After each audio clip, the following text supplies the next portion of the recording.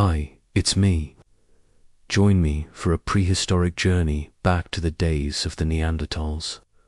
Let's spend an entire day in their life to see how they lived. And make sure to stay till the end of this video because there is one thing that they did that was really weird. It's morning time and the sun is just beginning to come up over the horizon. Our Neanderthal man named Uglok is already awake and tending to his first task of the day, gathering firewood. As we follow him into the forest, we can see how the tools he uses are made from stone and wood. He selects a sturdy branch and expertly strikes it against a rock to sharpen the end of it, creating a makeshift spear. His clothing is made of animal skins, likely mammoth or woolly rhinoceros, and he wears a necklace of bones around his neck. As he searches for dead branches, he's on the lookout for food, too. Being a skilled hunter, he knows that the forest is full of potential meals, but he must remain cautious. Wild boars, wolves, and cave bears all call this area home. And while he's strong and agile, he doesn't want to waste his energy fighting off a wild animal when he can simply avoid it. While searching for food, he also needs to keep an eye out for other dangers, like falling rocks, since this was before the extinction of woolly mammoths. So it wouldn't be surprising if he came across some elephant dung, which can be quite dangerous to step in. After collecting enough fuel for the day, he heads back to his camp, where he lives with his mate and 2 children. Their shelter is a crude hut made of wood and animal hides, offering protection from the elements and any predators that might be lurking nearby. Upon returning home, he hands over the firewood to his partner so he can tend to his next task, preparing for the hunt. He puts on his leather armor, grabs his spear, and heads out into the forest once more. His prey today is a large mammal, possibly a bison or reindeer, which he can bring back to his camp for a hearty meal. He tracks his prey through the underbrush, using his knowledge of the forest to stay one step ahead. When the time is right, he takes his shot, using his spear to bring down his target.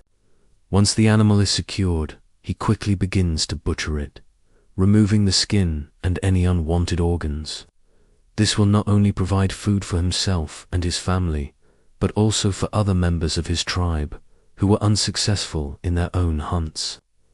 After securing his food, our Neanderthal man makes his way back to the river to quench his thirst. It's here that he encounters another member of his tribe, a young woman named Ulla.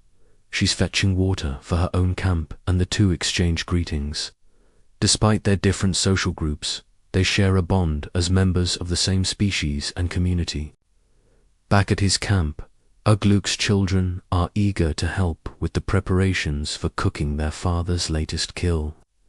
Under the watchful eye of their mother, they help to clean and process the meat, learning valuable skills that will help them survive in their environment. Cooking is done either by burying the meat in the ground with hot stones or by cooking it slowly over a low fire. Meat is preferred to be half-cooked to prevent spoiling, so it's usually left to cook for a long time. They may also eat some of the raw meat as well. Once the meal is ready, the family gathers together to eat, sharing stories and laughter as they enjoy their hard-earned food. But their meal is interrupted by the arrival of a stranger. It's a man from another tribe, and he's come to trade goods and perhaps find a new mate. Neanderthals lived in small groups of about 25 to 50 individuals, and it was uncommon for them to travel between camps to trade goods and socialize with other members of their species. The visitor is welcomed into the camp, and the 2 men exchange gifts of tools and jewelry.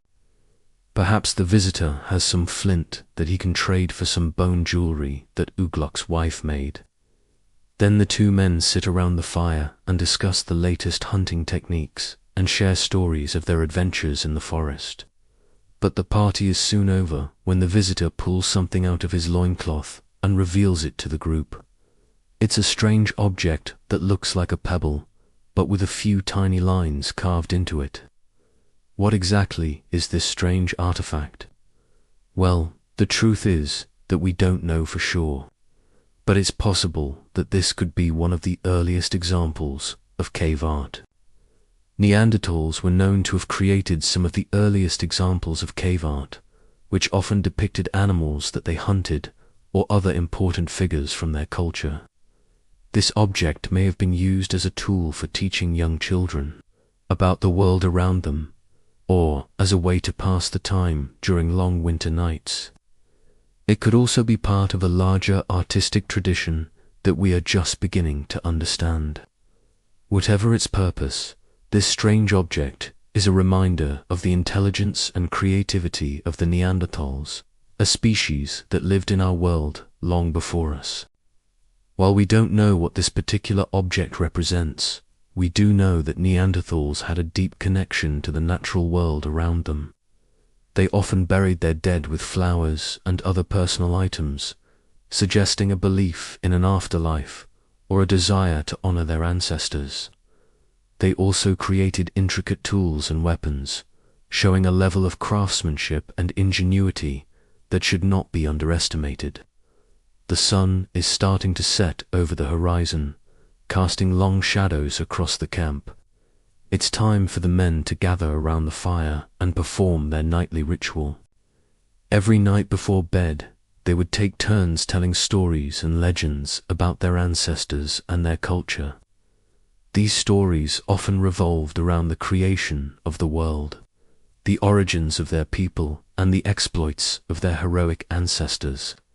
Around the fire, the men would use their hands and voices to create vivid images in the minds of their listeners. They would act out battles with dinosaurs, journeys to far-off lands, and encounters with magical creatures. These stories were more than just entertainment. They were a way to transmit important cultural knowledge and values to the younger members of the tribe. By listening to these tales, the children learned about their history, their traditions, and the beliefs that had been passed down for generations. The stories also served as a reminder of the importance of courage, strength, and wisdom. The heroes of these tales were not just brave hunters or clever strategists. They were also deeply compassionate and respected the natural world around them. When the stories are finished and the campfire begins to die down, the men settle in for bed. They lie down on furs and animal skins, their bodies weary from a day of work and adventure. As they drift off to sleep, they dream of the great hunts of the future and the epic tales they will one day tell about their own deeds of bravery and skill. And now we get to the weird thing that Neanderthals did. Even though Neanderthals were incredibly strong and smart, they went extinct about 40,000 years ago. Scientists think that one reason why they went extinct was because they could not adapt to the changing climate as quickly as Homo sapiens could. Neanderthals were shorter and stockier than modern humans, with shorter limbs and a larger rib cage. This body shape is well suited for cold climates, but not so much for warmer weather. As the climate warmed, Neanderthals struggled to adapt, while modern humans, with their lighter, slimmer bodies, were better suited for the change. Another reason scientists think that Neanderthals went extinct is because they didn't have the same technology as Homo sapiens. Neanderthals were skilled toolmakers, but their tools were mostly simple implements made from stone and wood. Homo sapiens, on the other hand, developed more advanced tools, such as harpoons for hunting aquatic animals and sickles for harvesting crops. This technological gap may have put Neanderthals at a disadvantage, making it harder for them to find food and compete for resources. Finally, one of the most popular theories for the extinction of Neanderthals is that Homo sapiens simply wiped them out. As Homo sapiens migrated into new territories, they encountered Neanderthals who were already living there.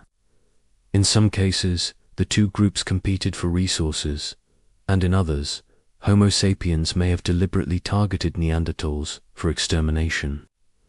Some scientists even believe that Homo sapiens and Neanderthals interbred, with some modern humans today carrying Neanderthal DNA.